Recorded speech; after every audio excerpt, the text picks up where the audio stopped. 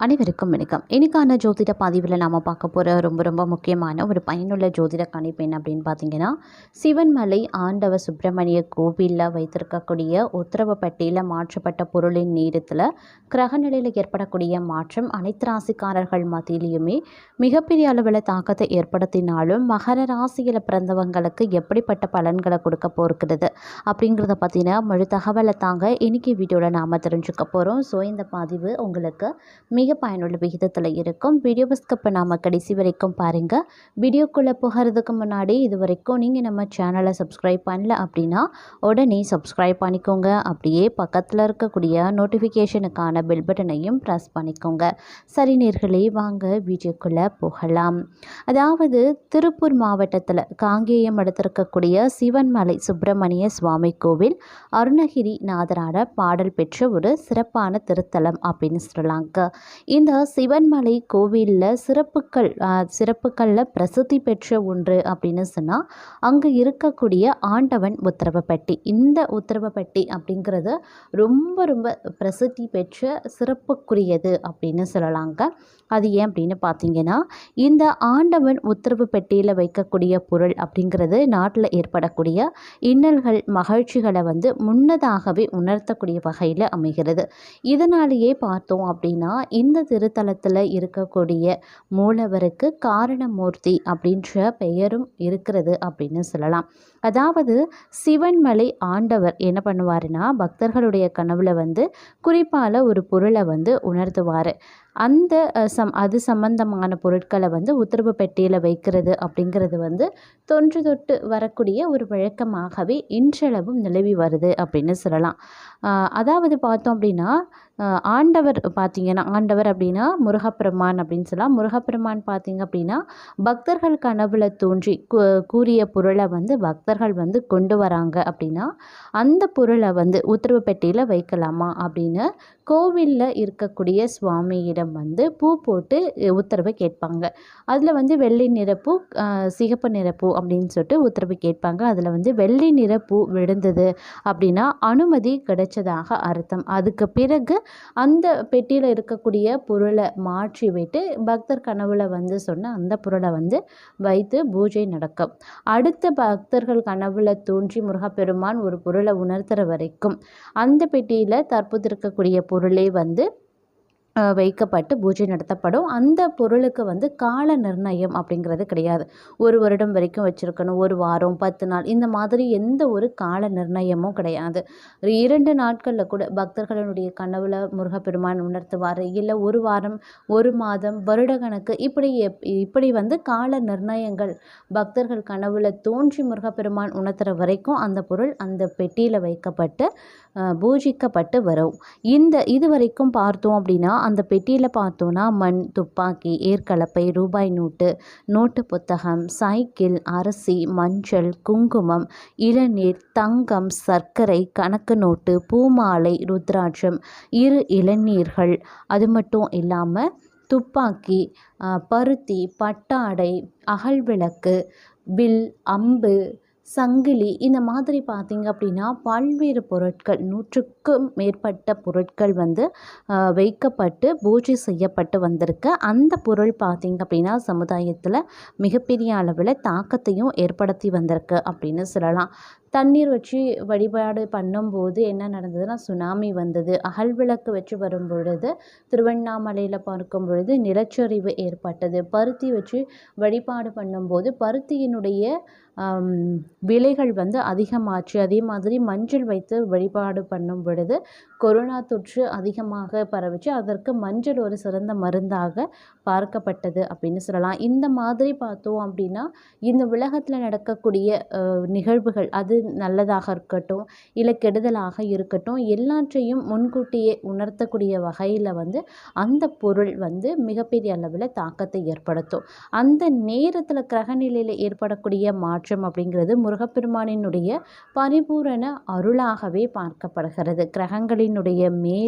கிரகங்கள் மீது முருகப்பெருமானினுடைய பார்வை இருக்கும் அப்படின்னு சொல்லலாம். அந்த அளவுக்கு பார்த்தோம் அப்படின்னா இந்த கிரக மாற்றம் அப்படிங்கிறது ரொம்ப சிறப்புக்குரியது. இந்த கிரக கிரக மாற்றத்தை பொறுத்த வரைக்கும் மகர ராசிக்காரர்களுக்கு பல்வேறு வகைகளில் ஏற்றத்தாழ்வுகள், சவால்கள், போராட்டங்கள் இருந்த போதிலும் முருகப்பெருமானினுடைய பரிபூரண அருளின் காரணமாக வரக்கூடிய பிரச்சனைகளை அவர்கள் எளிதில் சமாளிக்கக்கூடிய வல்லமை பெற்றவர்களாக இருப்பாங்க. இந்த நேரத்தில் நீங்கள் எப்படிப்பட்ட பிரச்சனைகளை அணுகினாலும் அதற்கு தகுந்தவாறு நீங்கள் உங்களுடைய பிரச்சனைகளை சுமூகமாக கையாண்டு வெற்றி அடைவீங்க. அதற்கு உங்களுக்கு முருகப்பெருமான் துணையாகவே நிற்பார் அப்படின்னு சொல்லலாம். அந்த அளவுக்கு பார்த்தோம் அப்படின்னா இந்த காலம் உங்களுக்கு சுபமான காலமாகவும் அமையப்பெற வாய்ப்புகள் கூடுதலாகவே இருக்கப்பெறுகிறது. இந்த நேரத்தை பொறுத்த வரைக்கும் ஏற்றத்தாழ்வுகள் எல்லா விஷயத்துலையும் தான் இருக்கும். பொருளாதார ரீதியாக இந்த காலத்தில் ஏற்றத்தாழ்வுகள் இருந்தாலும் உங்களுடைய திருப்திக்கு தேவையான, உங்களுடைய வாழ்க்கைக்கு தேவையான பணவரவு இருக்குங்க. என்னதான் செலவுகள் அதிகமாக இருந்தாலும் பார்த்தீங்க அப்படின்னா உங்களுக்கு பணம் வந்து கொண்டே இருக்கும். அது உங்களுடைய செலவுக்கும் கரெக்டாக ஒரு நிகராகவே இருக்கும் அப்படின்னு சொல்லலாம். அதனால் பணவரவு வர்றது கரையிறது அப்படிங்கிறதுல பெரிய அளவில் உங்களுக்கு பாதிப்பு எதுவும் கிடையாது அப்படின்னு தான் சொல்லணும். அதே மாதிரி உங்களுடைய ஆரோக்கியம் ரீதியாகவும் கொஞ்சம் கவனத்தோடு இருங்க. ஏன்னா பருவநிலை காலம் மாற்றம் அடையும் போது சிறு உடல் உபாதைகள் அவ்வப்போது தொல்லை கொடுக்க வாய்ப்புகள் இருக்கிறதுனால ஆரோக்கிய விஷயத்தில் கொஞ்சம் கவனமாக இருப்பது அவசியமாகிறது.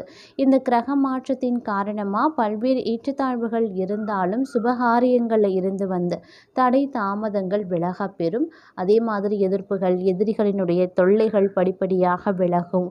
உங்களுக்கு இருக்கக்கூடிய பிரச்சனைகள்லேருந்து கொஞ்சம் கொஞ்சமாக நீங்கள் விடுபடுவீங்க. கடன் சுமையில் இருந்து விடுபடுவீங்க. மறைமுகமான எதிரிகளினுடைய தொல்லையில் இருந்து விடுபடுவீங்க.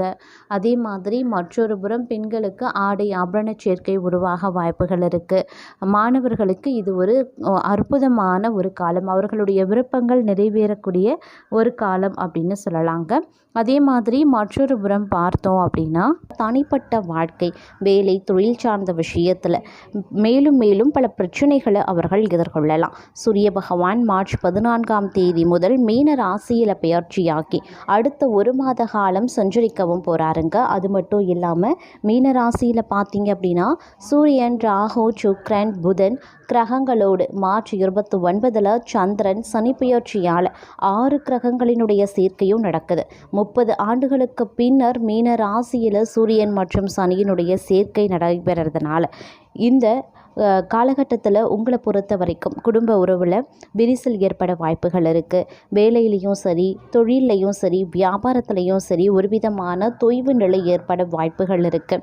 அதே மாதிரி இந்த காலகட்டத்தில் பல விதத்தில் பிரச்சனைகளை எதிர்கொள்ள வேண்டியதாகவும் இருக்கலாம். அப்படிங்கிறதுனால நீங்கள் கொஞ்சம் உஷாராக இருக்க வேண்டியதும் அவசியமான ஒன்று. இந்த காலத்தில் ஒரு விதமான பதட்டம் தங்களுடைய வாழ்க்கையில் ஏற்படுவதற்கும் வாய்ப்புகள் அதிகமாகவே இருக்குங்க. அது மட்டும் இல்லாமல் அசுப கிரகங்களினுடைய காரணமாக அசுப பலன்களை அதிக அளவில் நீங்கள் பல விதத்தில் எதிர்கொள்வீங்க. உங்களினுடைய செல்வாக்கு சற்று குறையவும் ஆரம்பிக்கலாம். காதலில் பல பிரச்சனைகளை சமாளிக்க வேண்டிய சூழ்நிலை இருக்க பெறுங்க. அதிலும் தங்களுக்கு இந்த காலம் சற்று கடினமான சூழலால் வாழ்க்கையில் விரக்தி ஏற்படுவதற்கும் வாய்ப்புகள் இருக்குது. மன அழுத்தமும் தொழில் தொடர்பான விஷயங்களில் சரியான முடிவு எடுக்க முடியாமலும் புலம்புவீங்க. அதிலும் 60 வயதுக்கு மேலே உள்ளவர்களுக்கு வயிறு வலி, செரிமான பிரச்சனை அப்படின்னு வயிறு தொடர்பான பிரச்சனைகள் அதிகரிக்கலாம். இந்த காலகட்டத்தில் தங்களுக்கு நிதி சார்ந்த சிக்கல்கள் அதிக அளவில் ஏற்படும். மனைவியுடன் இணக்கமற்ற சூழல் இருக்க செய்யும். வேலையில் பல தடைகளை நீங்கள் எதிர்கொள்ள வேண்டியதாகவும் இருக்கலாம். அதனால் உங்களுடைய செயல்களில் நிதானம் அப்படிங்கிறது ரொம்ப ரொம்ப முக்கியம். ஆனால் இந்த காலகட்டத்தில் உங்களுடைய எந்தவித செயல்கள்லையுமே நிதானம் அப்படிங்கிறது நிச்சயம் இருக்காது. பல பிரச்சனைகளையும் சிரமங்களையும் எதிர்கொள்ள வேண்டியதாகவும் இருக்கலாம். தொழில் வாழ்க்கையில் எதிர்பார்த்த நல்ல வாய்ப்புகள் கிடைக்காதுங்க. வணிகத்தில் நிதி இழப்புகளை அதிக அளவில் நீங்கள் சந்திக்கவும் வாய்ப்புகள் இருக்குது. சிலருக்கு கடன் வாங்க வேண்டிய சூழல் இருக்கும். கடந்த சில ஆண்டுகளாக நீங்கள் செய்த முதலீடு மூலமாக லாபம் அதிகமாக கிடைக்கும் அப்படின்னு கூட சொல்லலாம். ஆனால் அதே சமயம் உங்களுக்கு செலவு அதிகரிக்கிறதும் நிதி தொடர்பான சாதகமற்ற சூழலும் இருக்கத்தான் செய்யும். அதனால் கொஞ்சம் உஷாராக இருங்க. தொழில் தொடர்பாக தொடர்பாக அதிக கவனம் செலுத்தி செயல்படவும் குடும்பத்தில் கடினமான சூழ்நிலையும் உருவாக செய்யும். அதே மாதிரி இந்த காலகட்டத்தில் தங்களுக்கு எதிர்மறையான பலன்களை பெறுவீங்க. உங்களுடைய வாழ்க்கையில் நிதிநிலை சாதகமாக இருக்காது. வியாபாரம் தொடர்பாக பல கடுமையான சூழலை சந்திக்கவும் நேரிடலாம். வண்டி வாகன பயன்பாட்டில் நிதானமும் கவனமும் ரொம்ப முக்கியங்க. பணியிடத்தில் சக ஊழியர்களினுடைய ஆதரவு கிடைக்காமலும் போகலாம். அதனால் வேலையில் பார்த்தீங்கன்னா தடை தாமதம் ஏற்படும். குடும்பத்தில் கடினமான சூழல் இருக்கத்தான் செய்யும்.